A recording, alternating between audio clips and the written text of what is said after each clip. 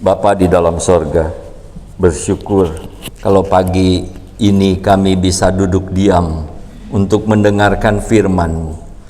Kiranya Tuhan menolong setiap kami, baik hamba-Mu yang menyampaikan maupun setiap kami yang mendengar, supaya Roh Kudus menerangi hati pikiran kami, supaya kami bisa menangkap kebenaran firman-Mu. Kami mengerti, memahami, dan terlebih lagi ya Tuhan, supaya kami lakukan di dalam hidup kami, supaya kehidupan kami menjadi kehidupan seperti yang Engkau kehendaki. Tuhan, jauhkan kami dari gangguan, dari segala hal-hal yang bisa menyebabkan fokus kami terganggu. Segala kuasa kegelapan kiranya Tuhan yang menghalau. Terima kasih Tuhan, kami menyerahkan waktu kami untuk mendengarkan firman-Mu ini sepenuhnya ke dalam tangan pimpinan, pertolongan, dan kuasa Tuhan. Di dalam nama Yesus Kristus, Tuhan dan Juru Selamat kami yang hidup, kami bersyukur, berdoa, dan memohon semua ini. Amin. Shalom. Selamat pagi Bapak Ibu yang dikasihi Tuhan. Waktu saya masih muda, ya, lulus SMA, saya pernah bekerja, ya. Jadi langsung lulus, langsung bekerja, belum ada pengalaman, saudara. Saya bekerja di ibu kota Jakarta, ya.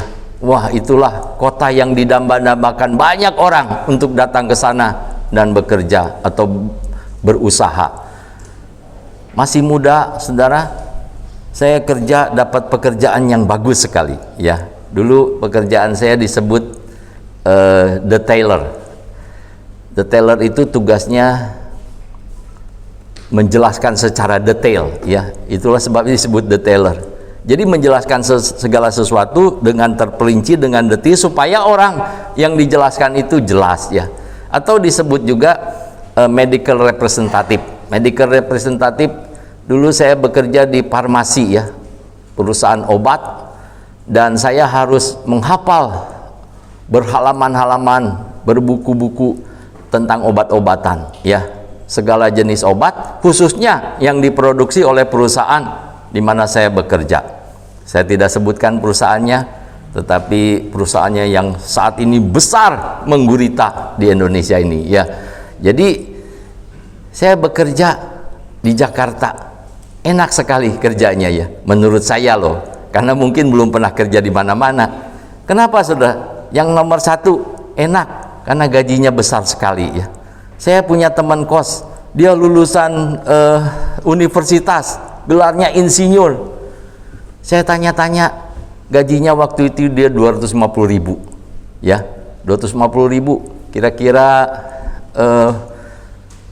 itu tahun 1982, ya. Saya lulus SMA tahun 82. Jadi insinyur 250 itu besar, ya, dulu. Saya kira-kira dapat gaji pokok dan bonus sekitar 400 sampai 450, saudara. Kalau targetnya tercapai, bonus saya besar, bisa 500-an, ya, 2 kali lipat artinya dari lulusan S1, saudara. Saya lulusan SMA, saudara. Karena saya lulus training, dianggap qualified, diterima oleh perusahaan, jadi saya bekerja. Wah, itu senang, ya. Kerjanya tidak terlalu susah, ya. Saya cuman tugasnya datangi dokter dan apotek, meyakinkan dokter supaya pakai produk kami, ya. Saya jelaskan obat ini, obat itu, ada kapsul, ada tablet, ada sirup, harganya segini, fungsinya ini, ya. Kadang-kadang ada dokter-dokter yang tidak mau dijelaskan. Sudah, katanya. Tanda tangan saja. Tanda tangan bukti saya mengunjungi dia, ya. Saudara, berjalannya waktu, saudara, saya masih muda. Ya, saya mungkin terlalu enak dan belum berpengalaman, gaji besar, ya. Saya seminimal mungkin kerja, ya.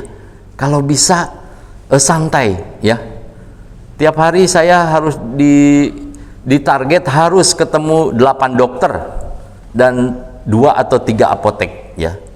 Jadi setiap hari saya keluar mulai dari jam 5 sore ke dokter-dokter praktek, saudara. Yang paling menyebalkan kalau dokter prakteknya rame pasiennya, saudara. Karena saya nggak bisa segera ketemu, ya harus nunggu ya. Kalau ada penjaga atau suster yang baik, bisa tuh 1-2 pasien disuruh masuk dulu saya. Kadang-kadang nggak bisa, harus last pasien katanya. Pasien terakhir, baru sesudah itu kamu masuk katanya. Ada 5 pasien. Wih, saya pikir lama ini, saya tinggal dulu. Wah, itu waktu pinter-pinternya tuh ya, cari selah ke dokter lain dulu, cari yang kosong. Nah, seperti itu. Kadang pulang jam 8 malam, jam 9 malam ya. Pernah jam 1 malam subuh, saudara. Karena ada pasien dokter kandungan itu rame sekali ya. Rame sekali. Saudara, kadang-kadang saya berlaku curang. Saya titip kartu dokter itu ke suster. Suster, tolonglah ya supaya teken itu tanda tangan. Sayanya tidak ketemu dokter, tapi kan besok saya laporan kunjungan ke dokter ini, ketemu begini-begini. Saudara, itulah kebanyakan orang di dunia seperti itu ya. Mau kerja enak, gaji besar, kerja asal-asalan, tidak serius, tidak sepenuh hati, saudara. Saya waktu itu belum mengerti firman Tuhan, saya belum kuliah, mengerti firman Tuhan sedikit-sedikit lah. Karena sekolah minggu, karena remaja, pemuda ke gereja, begitu. Tetapi ketika saya mengalami kehidupan yang nyata, firman itu tidak pernah menjadi kenyataan, saudara. Ya, saya santai, tidak serius. Ya, ada banyak orang ingin bekerja sesedikit mungkin, tetapi gaji sebesar mungkin. Bukankah seperti itu, saudara? Ya, makin lama bekerja makin asal-asalan ya. Apalagi kalau tidak diawasi, apalagi kalau tidak ada yang mengontrol. Ya sudah ya, bisa tidak hadir, bisa terlambat ya, bisa tidak memenuhi target ya, atau yang diinginkan bos. Nah, seperti itu, saudara. Memang rata-rata semua orang seperti itu, saudara. Tetapi ketahuilah, Tuhan memanggil orang-orang percaya untuk berbeda ya. Tuhan menginginkan perbedaan antara orang yang percaya dan yang tidak percaya. Tuhan ingin supaya orang-orang yang percaya itu menjadi orang-orang yang baik ya, bahkan lebih baik dari semua yang ada.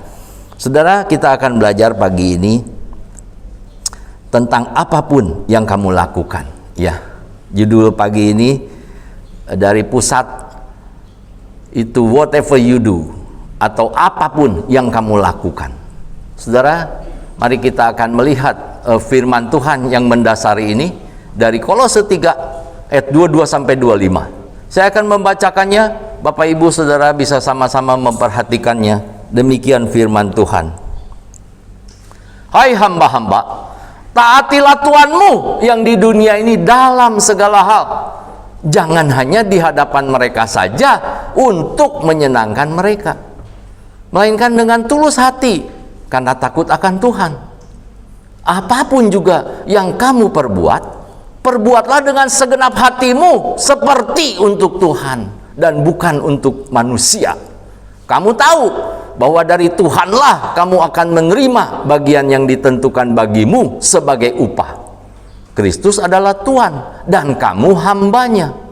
Barang siapa berbuat kesalahan, ia akan menanggung kesalahannya itu, karena Tuhan tidak memandang orang. Bapak Ibu, saudara dikasih Tuhan, apa yang bisa kita pelajari dari bagian firman Tuhan ini? Yang pertama, saudara, kita bicara tentang apapun ya. Jadi saya sengaja mencari poin-poin yang dimulai dengan kata apapun supaya gampang diingat. Yang poin pertama, apapun profesi, posisi, dan situasi yang kita alami, taati aturan Tuhan. Itu poin yang penting yang harus kita ingat, saudara. Apapun profesi kita, posisi kita, atau kita mengalami situasi apapun, taati aturan Tuhan. Taati aturan Tuhan. Di sana dikatakan, hai hamba-hamba, taatilah Tuhanmu yang di dunia ini dalam segala hal. Jangan hanya di hadapan mereka saja untuk menyenangkan mereka, melainkan dengan tulus hati, karena takut akan Tuhan. Saudara, saya banyak melihat ya, ketika orang-orang bekerja itu ya, kalau ada bos ya, bos besar datang ya. Saudara, bos itu ada banyak ya. Dulu saya punya supervisor. Di atas supervisor itu ada lagi manajer, saudara. Ada di manajer juga banyak-banyak ya. Banyak, ada marketing manager, kemudian ada lagi direktur dan seterusnya, saudara. Jadi banyak pimpinan-pimpinan di atas saya itu ya. Nah, kalau supervisor yang ketemu hari-hari ya kurang-kurang saya anggaplah ya supervisor biasa, sama juga kerjanya kayak saya, ke lapangan begitu. Tapi kalau coba marketing manager datang bukan dari kantor setempat, tapi dari pusat, dari Bandung. Pusatnya di Bandung, saudara. Jadi saya kerja di Jakarta. Marketing manager datang, wih, diumumkan nanti tanggal segini, jam segini marketing manager datang, mau briefing, semua harus hadir. Hadir, saudara, nggak berani telat.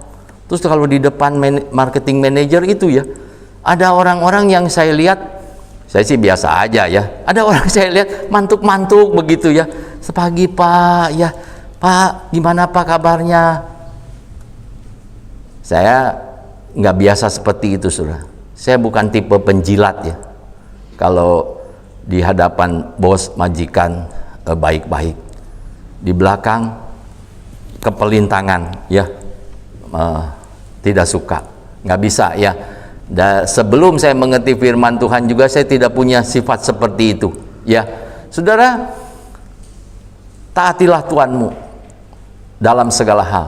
Jangan hanya di hadapan mereka saja, mantuk-mantuk, seperti rajin, seperti baik. Tetapi di luar itu, kalau tidak ada yang mengontrol, tidak ada bos, wah, bisa nggak kerja, ya, bisa segala sesuatu asal-asalan. Kalau diawasi, baru bekerja dengan baik. Saudara, firman Tuhan pagi ini menasehati, Tuhan menginginkan supaya orang yang percaya kepada Dia berbeda, ya, tidak seperti orang-orang di dunia ini yang tidak mengenal Allah, tetapi lakukan dengan tulus hati. Karena apa? Di situ dikatakan takut akan Tuhan, ya. Saudara, kalau orang yang takut akan Tuhan itu nggak perlu dikontrol, nggak perlu diawasi, pasti dia kerja dengan baik, dengan benar, setia, rajin, jujur. Kenapa ada yang namanya Yusuf dicatat di Alkitab? Yusuf itu dijahati oleh kakak-kakaknya, dijual ya. Sesudah dianiaya, masukin ke sumur, kemudian kakaknya berpikir, nggak berguna kalau dimasukin ke sumur ini, udah dijual aja, kita dapat untung. Dijual ke seorang Midian ya. Kemudian dibawa ke Mesir, saudara, jauh dari tempat tinggalnya, jatuh ke tangan seorang pembeli, ya, pembeli budak, namanya Potifar. Nah, dia mengabdikan hidupnya kepada Potifar majikannya, saudara. Jadi dia bekerja dengan jujur, rajin, setia, tekun. Tuhan menyertai dan membuat Yusuf berhasil walaupun sebagai budak, saudara, budak kedudukannya. Ingat ya, apapun profesi, posisi, situasi yang kita alami, taati aturan Tuhan. Yusuf taat aturan Tuhan. Apa? Takut akan Tuhan dimanapun dia berada. Walaupun dia sebagai budak, dia bekerja dengan rajin, setia. Majikannya melihat Potifarnya, wah, ini bagus nih kerjanya ya, bisa dipercaya. Segala yang disuruh pasti dikerjakan dengan baik. Akhirnya Potifar mempercayakan kedudukan yang lebih tinggi, yakni menjadi pengurus semua rumah tangganya. Ya, kalau saudara baca, lihat ya, perjalanan hidup Yusuf. Bagaimana kemudian ketika dia baru mulai lega sedikit, wah, dipercaya tuannya nih. Dia kena fitnah. Kenapa? Karena istrinya mulai menggoda, ya, menggoda. Tetapi apa yang dikatakan Yusuf? Padahal di rumah itu tidak ada orang, ya. Cuman istri Potifar dan Yusuf. Istrinya terus menggoda-goda ingin tidur bersama dia, ya. Sebagai lelaki, sebagai pemuda, apakah tidak tergoda, saudara? Tetapi di atas semua itu Yusuf takut akan Tuhan, ya. Tidak ada siapa-siapa, tidak ada yang melihat, tidak ada yang mengontrol, tetapi dia tahu Tuhan tahu segala sesuatu, dan dia takut akan Tuhan, sehingga dia melarikan diri. Akhirnya dia difitnah, kemudian masuk penjara, saudara. Masuk penjara. Di rumah penjara yang lebih menarik ketika saya baca, saudara, Tuhan menyertai dan membuat dia berhasil. Apapun yang dia kerjakan dengan tekun, setia, rajin. Sehingga kepala penjara lihat, wah, ini narapidana, ya, narapidana kok bisa lain dari yang lain, ya. Akhirnya dia dipercaya juga. Saudara nanti baca kisahnya, singkat cerita, akhirnya dia jadi penguasa nomor 2 di Mesir, ya. Mengapa, saudara? Karena Yusuf takut akan Tuhan. Tidak perlu dikontrol oleh orang lain. Karena hati yang takut akan Tuhan itu, dia akan mengerjakan dengan serius apapun juga. Apapun profesi, posisi, situasi yang dihadapi. Di dalam penjara, saudara, masih bertekun dia. Saudara, Tuhan menginginkan perbedaan antara orang yang percaya dan yang tidak percaya. Mari kita bandingkan dengan 1 Petrus 2 ayat 18 sampai 21.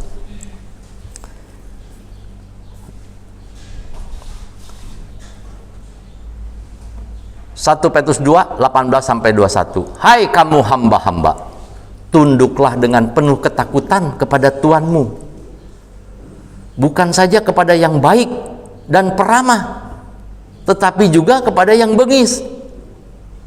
Sebab adalah kasih karunia jika seorang karena sadar akan kehendak Allah menanggung penderitaan yang tidak harus ia tanggung. Sebab dapatkah disebut pujian jika kamu menderita pukulan karena kamu berbuat dosa? Tetapi jika kamu berbuat baik dan karena itu kamu harus menderita, maka itu adalah kasih karunia pada Allah. Sebab untuk itulah kamu dipanggil, karena Kristus pun telah menderita untuk kamu dan telah meninggalkan teladan bagimu, supaya kamu mengikuti jejaknya. Saudara, ia tidak berbuat dosa, sampai 21 saja, ya. Jadi Kristus telah meninggalkan teladan, saudara, ya. Kita bisa melihat kisahnya di Injil-Injil, bagaimana Tuhan Yesus hidup, bagaimana dia melayani orang banyak, bagaimana dia mengajar dan memberitakan Injil kerajaan Allah, menyatakan kebenaran, menegur apa yang salah, ya, menasehati dan berdoa bagi banyak orang. Saudara, kita dipanggil supaya kita bisa meniru, mengikuti jejaknya, menjadi contoh dan teladan. Tuhan memanggil kita supaya kita berbeda di dunia ini, saudara. Bukan berbeda yang macam-macam, ya. Berbeda yang nyentrik gitulah, pakai pakaian juga yang kekurangan bahan, bukan, saudara, ya. Tetapi berbeda di dalam sifat karakter, ya. Apapun yang kita katakan apapun yang kita katakan dan perbuat sesuai dengan aturan Tuhan. Jadi yang pertama, apapun posisi, profesi, situasi, dimanapun kita berada, apapun yang kita lakukan, taati aturan Tuhan, ya. Aturan Tuhan itu satu, itu, ya, taati Tuanmu. Siapapun yang di atas kita, taati, saudara. Kalau kita bekerja di satu perusahaan, ada atasan, taati, itu pemimpinmu. Karena Tuhan tuh bekerja secara hierarki, ya. Hierarki itu adalah tingkatan-tingkatan, ya. Jadi ada bawahan, ada atasan lagi, ya, seperti itu. Kalau saya di gereja sekarang, atasan saya ada, ya, yaitu sinode, ya, sinode pusat. Kalau sinode pusat keluarkan kebijakan ini, kebijakan itu, aturan ini, aturan itu, ya saya harus ikuti. Itu yang namanya taati pemimpinmu, ya, taatilah tuanmu. Kalau sebagai pegawai di kelurahan, ya atasannya Pak Lurah, ya. Kalau bekerja di kecamatan, ya atasannya camat, ya, dan seterusnya, saudara. Ya, Tuhan memakai hierarki, ya. Ada yang namanya atasan-atasan, bawahan, ya, dan bawahan harus taat kepada pimpinan.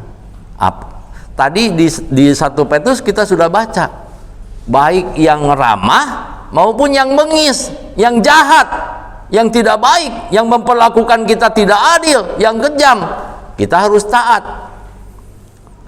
Berarti nggak adil dong, Pak. Ya memang di dunia ini penuh ketidakadilan, tetapi aturan Tuhan taat kepada Tuhanmu, baik yang ramah maupun yang bengis. Ada kata bengis tadi di 1 Petrus 2. Saudara, ikuti aja aturan Tuhan, ya. Difitnah, Pak, ya seperti Yusuf masuk penjara. Bukan kesalahan dia, bukan dosa dia.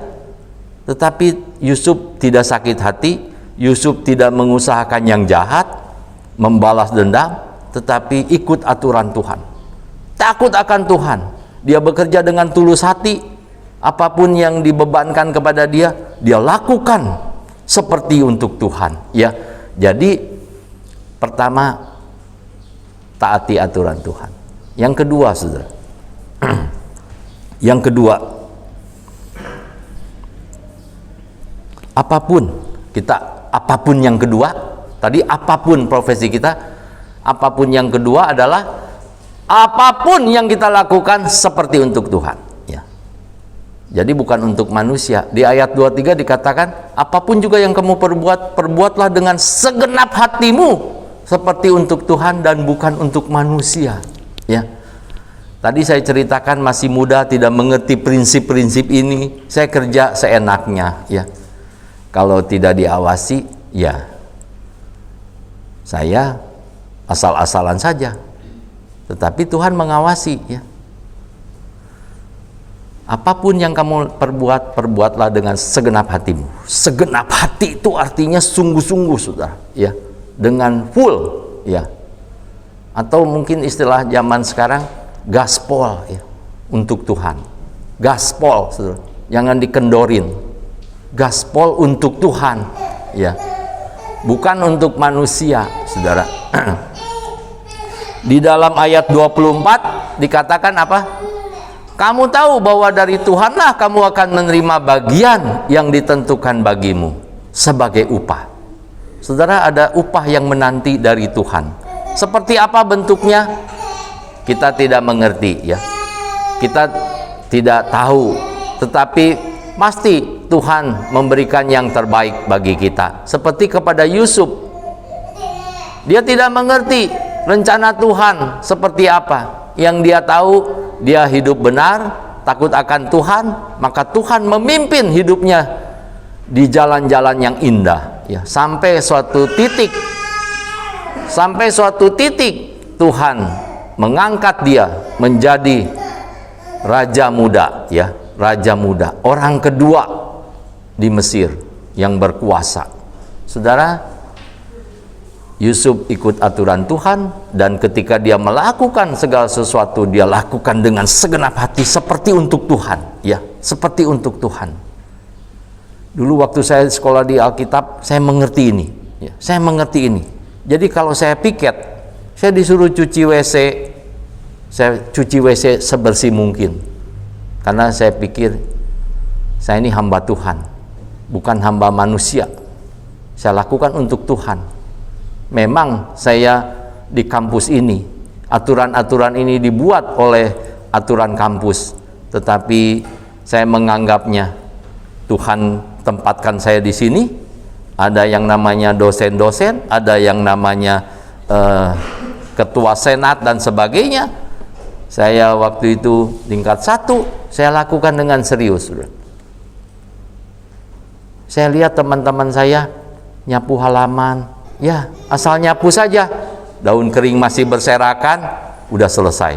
Ada teman yang ngepel ruangan kebaktian, ya cuman dikepret-kepret air, saudara, ya langsung dipel sana sini gitu, ya tidak disapu dulu. Harusnya kan disapu dulu baru dipel. Kalau saya mengerjakan itu, saya tidak pakai tongkat pel, saudara. Saya merangkak pel pakai tangan dengan tenaga sampai mengkilat lantainya, saudara. Kenapa, saudara? Karena saya sudah mengerti prinsip ini. Apapun yang kamu lakukan, lakukan dengan segenap hati, saudara. Jangan asal-asalan, ya. Seperti sudah dikerjakan tetapi kualitasnya rendah sekali. Saya ingin segala sesuatu dilakukan dengan baik, bahkan terbaik, karena semua yang saya lakukan itu untuk Tuhan, ya. Makanya firman Tuhan mengatakan, apapun yang kamu perbuat, perbuatlah dengan segenap hatimu seperti untuk Tuhan, karena Tuhan bos saya, ya. Kristus adalah Tuhan dan kamu hambanya, ya. Ya karena Bapak hamba Tuhan, Pak, bukan, ya. Firman Tuhan ini untuk semua orang percaya. Jadi semua orang percaya itu bosnya Tuhan, ya. Kalau bosnya Tuhan, wah, saudara, dimanapun, apapun yang saudara kerjakan, Tuhan tahu. Di tempat tersembunyi sekalipun tidak ada orang yang tahu, tetapi Tuhan tahu. Oleh sebab itu, lakukan dengan segenap hati seperti untuk Tuhan. Yang ketiga, saudara, apapun kesalahan kita selalu ada akibatnya. Saudara, dulu saya tidak tahu, saudara, prinsip ini, ya. Jadi saya melakukan kesalahan dengan tenang, saudara, ya.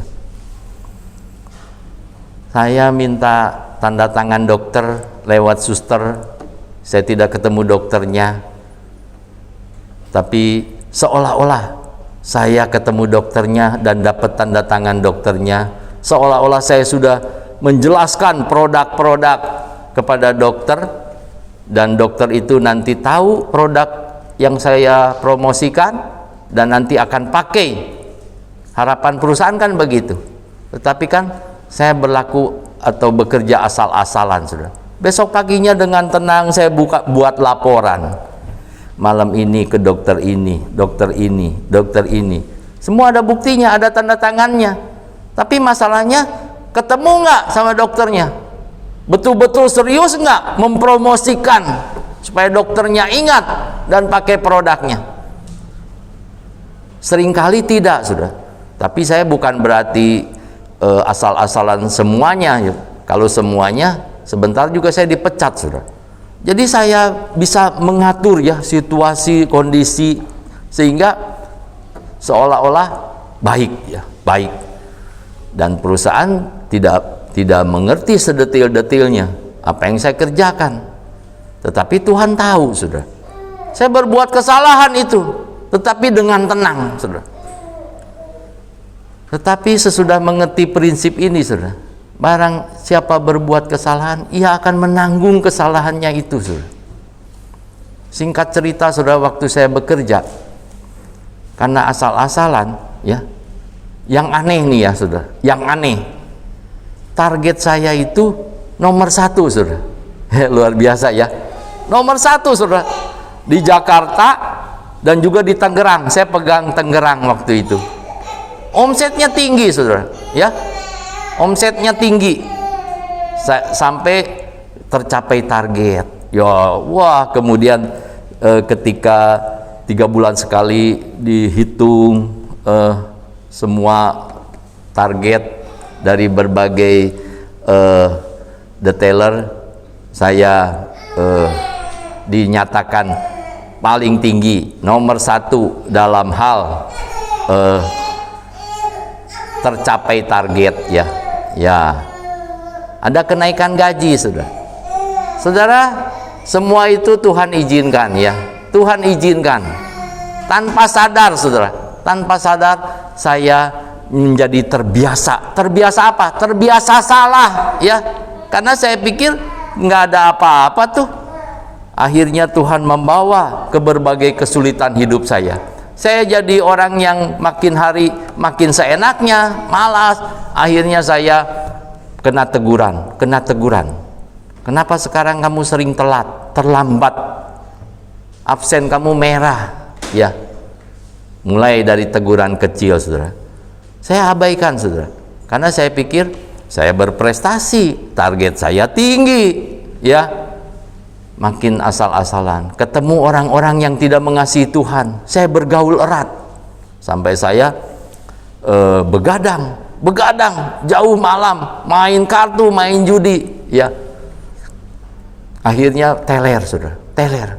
Besok paginya saya kaget, jam 10, waduh, harus masuk kantor jam 8. Aduh, masa terlambat 2 jam ya? Kalau terlambat 10 menit, 5 menit mending lah. Masa 2 jam? Ya udah jadi nggak kerja tuh sekalian. Mulai ya ditegur. Alasan sakit, nggak enak badan. Padahal bohong, saudara. Ya, terus seperti itu. Akhirnya apa, saudara? Karena beberapa kali dalam sebulan tuh berkali-kali saya nggak masuk ya. Pernah sekali waktu selesai begadang, saudara, tidur jam 3 pagi gitu. Mana bisa bangun jam 7? Siap-siap ke kantor setengah 8. Nggak bisa, saudara. Bangun jam 10, jam 11 siang. Saudara, saya kaget. Jam 9, saudara, lagi nyenyak-nyenyaknya tidur ya. Digedor pintu kamar saya. Siapa yang datang, saudara? Supervisor saya. Aduh. Bayangkan, saudara, ya. Mulai dari situ terus saya dinilai tidak kompeten, buruk, ya. Saudara, itulah kesalahan, ya. Setiap kesalahan, ingat, selalu ada akibatnya, ya. Saya percaya Tuhan izinkan semua itu supaya saya belajar, ya. Saya belajar. Ketika saya masuk sekolah Alkitab, ya, sesudah saya tinggalkan semua profesi dunia, saya serahkan hidup kepada Tuhan. Saya masuk sekolah Alkitab dengan siap. Saya mengerti kesalahan-kesalahan masa lalu. Saya tahu.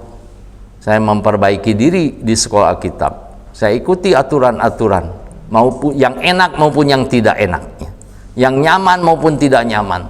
Saya taati, lakukan dengan segenap hati, dan saya tahu kalau saya berbuat salah, walaupun orang lain tidak tahu, Tuhan tahu, dan saya akan menanggung akibatnya.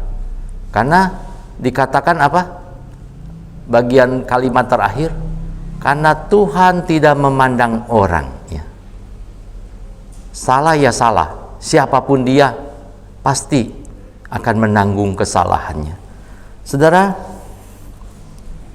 ada seorang yang bekerja di jaringan motel, ya, namanya Cameron Wilson, pendiri sebuah jaringan motel internasional, mengutip beberapa nasihat untuk membuat sebuah ladang.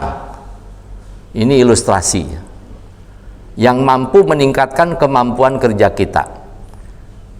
Dia mengatakan ada 5 deret selada.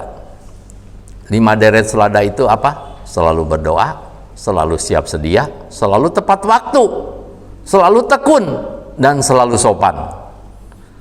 Ada 3 deret bawang: buang gosip, buang kecaman, buang sikap acuh tak acuh. 5 deret kecambah: tambah saling mengasihi, tambah setia, tambah dapat dipercaya, tambah tidak mementingkan diri sendiri, tambah jujur. 3 deret cabai: capai kesetiaan dalam melayani Tuhan, capai kemajuan dengan membangkitkan ide-ide baru, capai prestasi dengan tekad untuk bekerja lebih baik dari kemarin. Jadi hari ini harus lebih baik dari kemarin. Besok lebih baik dari kemarin. Sama terus prinsipnya ya. Jadi kita kan hidup di hari ini, bukan di besok atau bukan di kemarin. Kita hidup di hari ini, prinsipnya harus lebih baik dari kemarin, harus lebih baik dari kemarin. Seperti itu saudara. Apakah kita sekian lama mengikut Tuhan Yesus menjadi orang yang tetap setia, taat, setia di dalam berdoa, beribadah, jujur, rajin, semangat ya? Saudara bisa melihat kehidupan saudara masing-masing. Mari saudara, apapun profesi kita, posisi kita apapun dan dimanapun, kita harus ikut aturan Tuhan. Kalau kita tidak ikut aturan Tuhan, berarti kita sedang melakukan kesalahan. Dan setiap kesalahan ada akibatnya, saudara. Mari kita lakukan apapun dengan segenap hati seperti untuk Tuhan. Amin. Mari kita berdoa. Bapa di dalam sorga, kami sudah mendengar firman-Mu memberitahu, mengajari kami supaya kami menjadi orang-orang percaya yang berbeda dengan orang-orang yang tidak mengenal Engkau. Kami mengerti prinsip firman-Mu dan Tuhan ingin supaya kami lakukan di dalam hidup kami, supaya hidup kami bukan kehidupan yang asal-asalan atau seperti prinsip-prinsip orang yang tidak mengenal Allah, di dalam kebohongan, kepalsuan. Tetapi Tuhan ingin supaya sebagai pengikut-Mu kami berbeda. Kalau kami sebagai pekerja, kami menjadi lebih setia, lebih rajin, lebih jujur, lebih bertanggung jawab dan bisa dipercaya. Kalau kami sebagai pemimpin, kami memimpin dengan baik, penuh kasih perhatian kepada bawahan-bawahan. Kalau kami sebagai kepala rumah tangga, Tuhan ingin supaya kami memimpin rumah tangga kami untuk menjadi rumah tangga yang berkenan di hadapan Tuhan. Sebagai suami, Tuhan ingin supaya ada suami-suami yang taat aturan Tuhan, mengasihi istri dan segenap keluarga, membawa segenap keluarga kepada Tuhan. Sebagai istri, Tuhan menginginkan ada istri-istri yang tunduk kepada suami, yang taat dan menjadi ibu rumah tangga atau istri atau penolong suami yang berkenan di hadapan Tuhan, yang ikut aturan-aturan Tuhan. Kalau ada anak di dalam satu keluarga, Tuhan menginginkan anak-anak yang menghormati orang tua, yang ikut aturan-aturan di rumah tangga, taat kepada orang tua. Tuhan, apapun profesi kami percaya Tuhan tempatkan kami di situ. Apapun yang kami alami, posisi atau kondisi apapun yang kami alami, kami percaya Tuhan izinkan itu terjadi di dalam hidup kami. Seperti Yusuf di dalam penjara, Tuhan izinkan itu. Tetapi yang Tuhan inginkan, dimanapun kami berada, kami ikut aturan Tuhan. Kami lakukan apapun seperti untuk Tuhan dan menghindari berbagai kesalahan, karena Tuhan tidak memandang orang. Apapun kesalahan, Tuhan akan menghukum.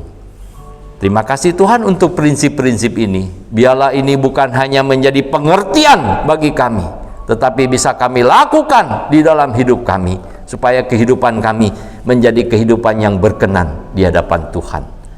Kami naikkan syukur, doa, permohonan kami di dalam nama Yesus Kristus, Tuhan dan Juru Selamat kami yang hidup. Amin.